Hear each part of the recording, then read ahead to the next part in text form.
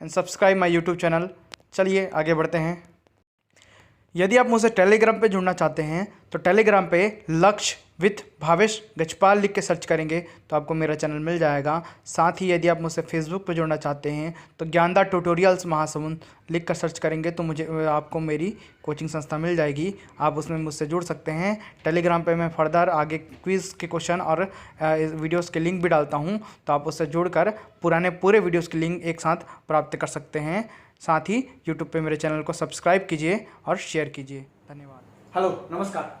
चलिए आज बढ़ते हैं हम छत्तीसगढ़ के आर्थिक सर्वेक्षण 2019-20 का आर्थिक सर्वेक्षण के पार्ट 14 में ये 14th पार्ट है। इसके पहले मैंने 13 पार्ट के वीडियो बना रखे हैं और सभी वीडियो के लिंक मैंने डिस्क्रिप्शन बॉक्स में प्लेलिस्ट के रूप में डाल रखे हैं, जिसमें इकोनॉमिक सर्वे 2019-20 लिखा होगा वही प्लेलिस्ट है। उसमें पूरे आपको 13 के 13 वीडियो मिल जाएंगे। आप वीडियोस को जरूर देखें क्योंकि पूरे इंपॉर्टेंट क्वेश्चन मैं इसमें कवर किया हूं। आज का जो टॉपिक है हमारा है कृषि एवं संबद्ध सेवाएं। कृषि के क्षेत्र के अंतर्गत हम फसल, वानिकी, मत्स्य पालन, पशुपालन आदि को चर्चा करेंगे। ठीक है, ये पूरा आगे जाते जाएगा, लास्ट तक रहेगा। तो इसमें हम लोग सबसे पहले फसल क्षेत्र के बारे में आज चर्चा करने वाले हैं। आगे बढ़ते हैं। जैसा कि मैं हर आर्थिक सर्वेक्षण को चालू करता हूं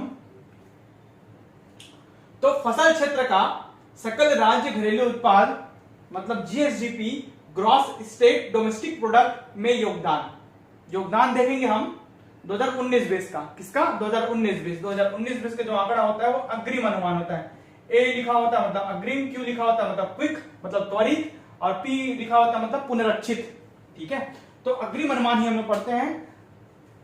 इसका योगदान जो है, सकल फसल क्षेत्र का योगदान जो है वो वृद्धि का परसेंट और भागीदारी का परसेंट पढ़ेंगे। तो वृद्धि या भागीदारी को हिस्सेदारी भी कहा जाता है या वितरण भी कहा जाता है, ये आप याद रखेंगे। तो वृद्धि का परसेंट 2013-14 से लेकर 19-20 तक का मैं यहाँ पर अग्रिम अनुमान तक का लिखा हूं। ये केवल आपको उतार चढ़ाव की स्थिति दिखाने के लिए है। आपको मात्र केवल आंकड़ा केवल 19-20 का याद रखना है। तो देखते हैं कि वृद्धि कितनी हुई है 2019-20 में।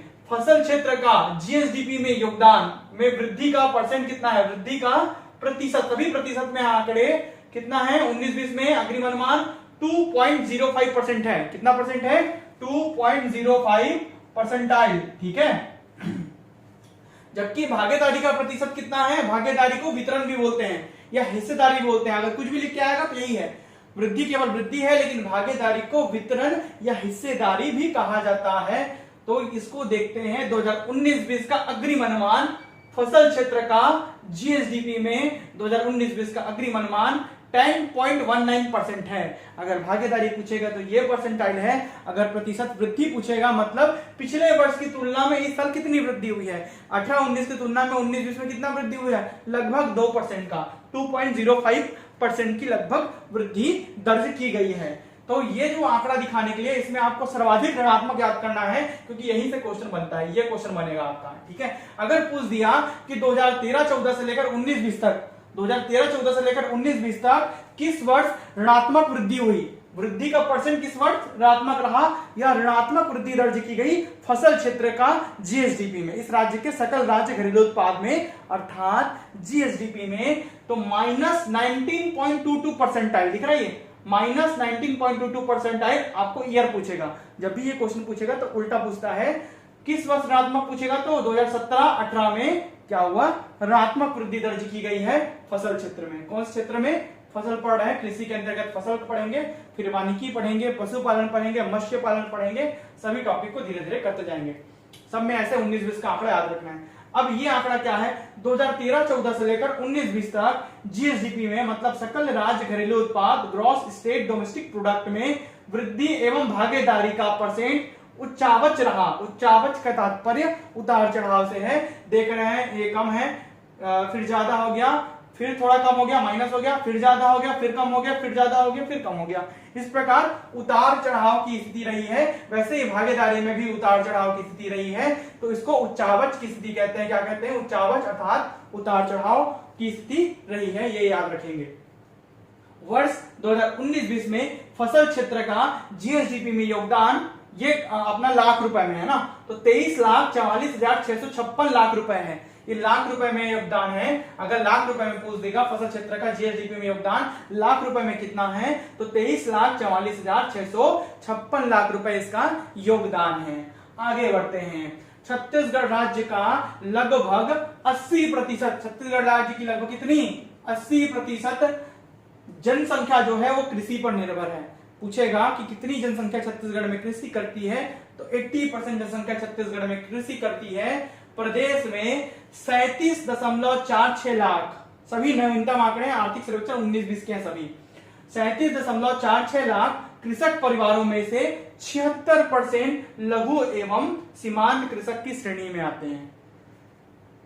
पूछेगा छत्तीसगढ़ में कितने कृषक परिवार हैं, तो 37.46 लाख कृषक परिवार हैं, जबकि 76% इनमें से, ये पूरे 100% होंगे, इनमें से 76% लघु एवं सीमांत कृषक हैं, मतलब कुछ ही किसान अच्छे उच्च वर्ग के हैं। अब ये लघु और सीमांत कृषक कौन होते हैं, इसको आपको जानना बहुत जरूरी है। आर्थिक सर्वेक्षण में तो वैसे नहीं छपा होगा, लेकिन मैं अपने से एक्स्ट्रा इसको इंक्लूड करके बता रहा हूं। देखो लघु कृषक कौन होते हैं, जिनके पास मिनिमम कम से कम 2 हेक्टेयर की भूमि हो या 5 एकड़ हो। 2 हेक्टेयर को क्या बोलते हैं, 5 एकड़ में अगर कन्वर्ट करेंगे तो, या उससे कम हो, कम से कम 2 हेक्टेयर 2 हेक्टेयर या 5 एकड़ या उससे कम हो। इससे कम रहेगा तो लघु कृषक में आता है। सीमांत कृषक किसको बोलते हैं, जिनके पास 1 हेक्टेयर मतलब 2.5 एकड़ या इससे कम की भूमि हो, वो सीमांत कृषक कहलाते हैं। ठीक है, आगे बढ़ते हैं। इसमें प्रदेश में सभी सिंचाई स्रोतों से लगभग 36% सिंचाई सुविधा उपलब्ध है। प्रदेश में जितने भी सिंचाई स्रोत उपलब्ध है, चाहे वो तालाब हो, नदियां हो, नलकूप हो, जो भी सुविधाएं उपलब्ध है, उनमें से 36% सिंचाई सुविधा उपलब्ध है, मतलब 36% क्षेत्र सिंचित है। ये याद रखिएगा, पूछता है क्वेश्चन कितना परसेंट क्षेत्र में सिंचाई सुविधा उपलब्ध है, तो 36% में सिंचाई सुविधा उपलब्ध है, जिसमें से सर्वाधिक 52% क्षेत्र जलाशयों और नहरों के माध्यम से सिंचित है। पूछेगा सर्वाधिक सिंचाई किससे की जाती है, तो 52% क्षेत्र में सिंचाई की जाती है जलाशयों और नहरों से। 29% क्षेत्र नलकूपों से सिंचित है, तथा 55% कास्त भूमि का जल धारण क्षमता कम होने के कारण, ये सूखाग्रस्त इलाका होने के कारण दूसरी फसल लेना इसमें संभव नहीं है। मतलब क्या क्या समझे, 52% क्षेत्र जलाशयों नहरों से सिंचित होता है, 29% क्षेत्र नलकूपों से सिंचित होता है, जबकि जो 55% कास्त भूमि है, जहां पर जल धारण की क्षमता बहुत ही कम है, जहां पर जल बहुत ही कम है, वर्षा भी बहुत कम होती है, ऐसी भूमि पर फसल एक ही बार ली जाती है, दूसरी फसल दोहरा फसल जो होता है वो नहीं ले पाते। मतलब 45% हिस्से में लगभग दोहरा फसल मान सकते हो, और 55% हिस्से में दोहरा फसल नहीं लेते हैं। दूसरी फसल लेना संभव नहीं है। कितने हिस्से में, 55% कास्त भूमि में दूसरी फसल हम नहीं ले सकते, केवल एक ही फसल लेते हैं, या तो खरीफ या तो रबी की फसल।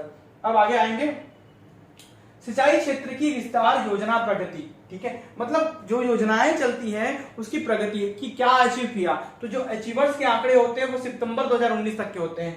आर्थिक सर्वेक्षण 19-20 में सितंबर 2019 तक की पूर्ति कितना हमने अचीव कर लिया है, कितनी प्रगति हो गई सभी योजनाओं को, ये देखते हैं। इसमें से क्वेश्चन देता है, देखेंगे ये 3 योजनाओं को लिखा मुख्य रूप से, यहाँ पर उनकी संख्या लिखी है और यहाँ पर सिंचाई क्षमता लिखी है हेक्टेयर में। किसमें, हेक्टेयर में उनकी क्षमता लिखी, कितना क्षेत्र को सिंचित करते हैं अपनी योजना से। तो पहला योजना है किसान समृद्धि योजना। इन योजनाओं को डिटेल में कब लागू हुआ, कैसे लागू हुआ, ये भी पढ़ाऊंगा। अभी आर्थिक सर्वेक्षण पढ़ा रहा हूँ तो उसकी प्रगति पढ़ाऊंगा। कृषि संबंधी योजनाओं का अलग से वीडियो बनाऊंगा, उसमें अलग से भी पढ़ाऊंगा इसको। ठीक है, वीडियो में अंत तक बने रहे, प्लेलिस्ट को देखें, सभी वीडियो आपको प्लेलिस्ट में मिलेंगे। बेल आइकॉन जरूर प्रेस करें, चैनल को लाइक कीजिए, सब्सक्राइब कीजिए। चलिए आगे बढ़ते हैं। पहला किसान समृद्धि योजना, इसको लघु सिंचाई नलकूप योजना भी कहते हैं। लघु सिंचाई मतलब नलकूप समझिएगा आप, नलकूप योजना भी कहते हैं। 1187 संख्या में, ठीक है, इसे नलकूपों से सिंचाई की जाती है, जिसका सिंचाई का क्षमता है 1780 हेक्टेयर है।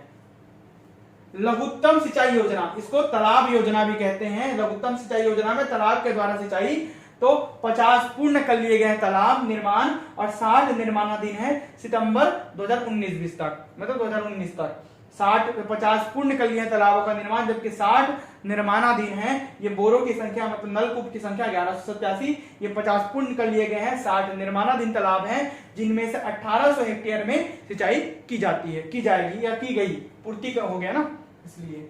अब तीसरा योजना है शाकंभरी योजना, इसके बारे में डिटेल में पढ़ाऊंगा योजनाओं के वीडियो में। तो शाकंभरी योजना भी देखिए प्रगति कैसी हुई है। तो पहला कूप से और दूसरा पंप से। शाकंभरी योजना के थ्रू कूप से मतलब कुएं से और पंप से दोनों से सिंचाई की जाती है। दोनों के प्रगति क्या रहे हैं, तो 20 कूप कुएं और 1191 पंप। 20 कूप 1191 पंप, इनमें से 20 हेक्टेयर सिंचाई और 1191 हेक्टेयर सिंचाई क्षमता, किसका, पंप का। ये 20 और 20 है और 1191 है। आर्थिक सर्वेक्षण में ऐसे ही छपा है। मुझे भी थोड़ा डाउट हुआ कि 20 और 20 1191 सेम कैसे हो सकता है। चाहे तो आप इकोनॉमिक सर्वे का पीडीएफ देख सकते हैं, हो सकता है गलती भी हो, लेकिन यही आंकड़ा है कि संख्या 20 है और सिंचाई क्षमता हेक्टेयर में भी 20 है, साथ साथ 1191 है पंप की संख्या शाकंभरी योजना के तहत, और हेक्टेयर में भी 1191 सिंचाई क्षमता हेक्टेयर में उपस्थित है। ये रही योजना की प्रगति 2019 सितंबर 2019 तक। आगे बढ़ते हैं, इसी में फिर से भी आगे बढ़ाऊंगा, आगे पढ़ाने वाला हूं। चलिए बढ़ते हैं।